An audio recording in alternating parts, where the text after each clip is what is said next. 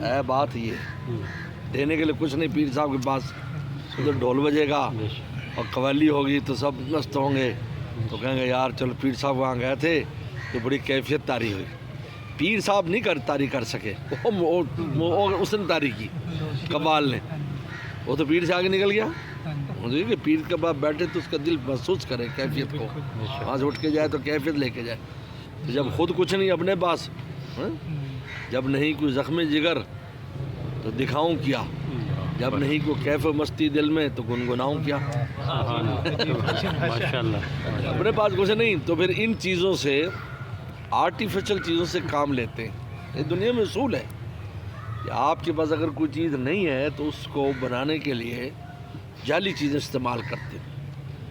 اصلی گھی ناپید ہے تو اس کا جعلی گھی بناتے ہیں, اصلی شہد نہیں تو جعلی شہد آتا ہے.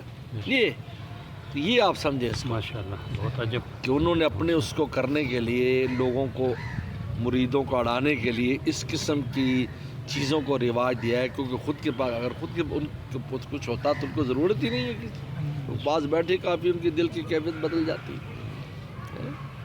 ہم نے نہیں دیکھا اپنے مشاہد ہمارے کو کیا تھا ان کے پاس, یہ سما بھی نہیں تھا شروع میں تو, یعنی یہ جو خالی پڑھنا پڑھانا بھی نہیں تھا کہ نعتیں سناتے یا کلام پڑھتے ہو, خالی بیٹھے رہتے تھے اور کام ہو جاتا تھا.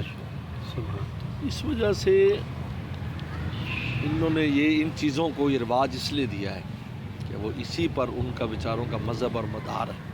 ورنہ تو مرید بھاگ جائیں گے, میلہ نہ کریں اگر سال کو سالانہ عرس نہ ہو پیر صاحب کا تو مرید ختم. کیونکہ پچھلے والوں دینے کا کچھ بھی نہیں ان کے پاس, نہ کسی کی صلاح ہوتی ہے نہ کسی کو فائدہ پہنچتا ہے. تو سالانہ ورق دیا کہ آؤ جی اس میں آ جاؤ, پیر صاحب کا حق ادا ہو جائے گا. یعنی مرنے والے سے ہی جوڑا ہوا ہے, زندے والے کے پاس کچھ نہیں ہوتا. تو وہ آگے ہوتا ہے نا, مرنے والا تو پیچھے ہوتا. ہم آپ سے تو یہ نہیں کہتے نا کہ ہمارے پیر کی قبر پر سالانہ جا کر تم حاضری دو گے پھر تم اللہ والا بنو گے. ضرورت نہیں ہے نا, وہ مال ہمیں دے دیا, اب دکان ادھر کھل گئی, وہ بڑی تھی چھوٹی صحیح لیکن مال تو وہی ہے نا. انہوں نے کیا کیا, اس کو بھی قبروں سے جوڑا ہوا ہے, پرانوں سے, کیونکہ پرانے تو با کمال تھے, تو ان کے ساتھ ہی جوڑ کر اپنا کھاتا چلایا. یہ آپ سمجھ کیسی اہم بات, قیمتی بات. اللہ معاف کر دے.